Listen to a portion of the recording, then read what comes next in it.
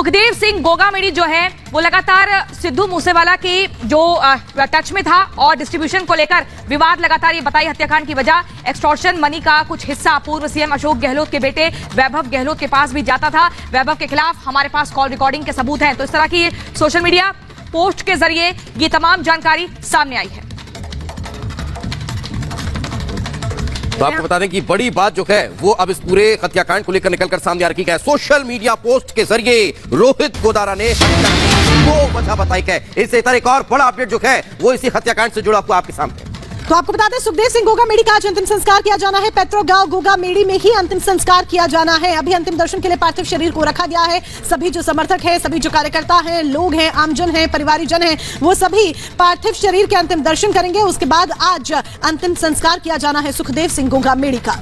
तो पैतृक गांव में अंतिम संस्कार होगा। अमित के पास चलते हैं जो कि ग्राउंड जीरो पर लगातार मौजूद हैं। अमित, अंतिम दर्शन के लिए शव रखा जाएगा और आज ही अंतिम संस्कार होगा। वहीं एक और बड़ी जानकारी सोशल मीडिया के जरिए मिली है। तो अभी क्या कुछ मौजूदा स्थिति बनी हुई है?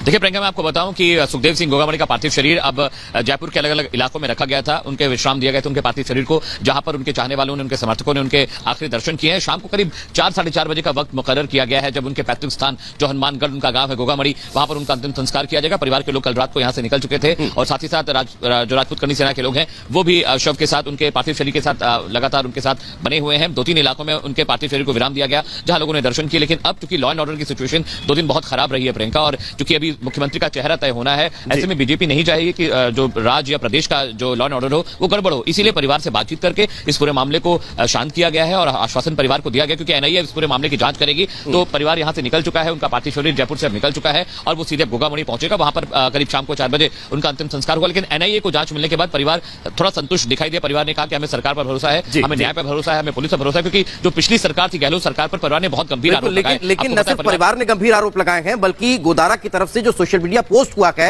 उसमें वैभव गहलोत का नाम सामने आना, अमित, ये तो डायरेक्ट इन्वॉल्वमेंट नजर आ रहा है।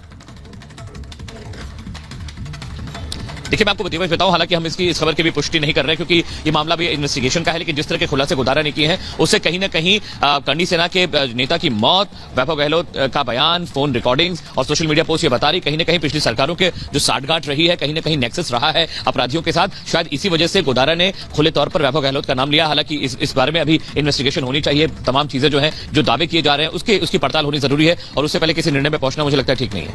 बिल्कुल, उससे पहले किसी निर्णय पर पहुंचना ठीक नहीं होगा जब तक पुलिस अपनी जांच पड़ताल पूरी नहीं कर लेती है। और जब जांच पड़ताल की बात करते हैं तो पुलिस की इन्वेस्टिगेशन आखिर कहां तक पहुंची है इस पूरे मसले में?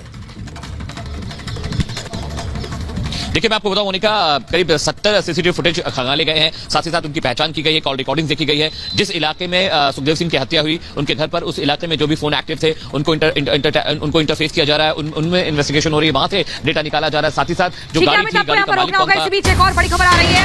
केंद्रीय गृह मंत्री अमित शाह ने राजस्थान के राज्यपाल से फोन पर बात की है। ये बड़ी जानकारी, कलराज मिश्र से बातचीत की गई है और यहाँ पर जिस तरीके से पूरा जो हालात देखे गए बीते दिन, पूरे जो समीकरण बने हुए थे, इसको लेकर ये बातचीत की गई है। रोहित, हम आपको बता रहे हैं किस तरीके से सुखदेव सिंह गोगामेडी की हत्या के बाद से लगातार जो हालात हैं वो सामान्य नहीं थे। समर्थकों का जमावड़ा देखने को मिला था, नाराजगी दिख रही थी। लेकिन यहाँ पर ये बड़ी जानकारी जब अमित शाह ने राजस्थान के राज्यपाल से फोन पर बात की।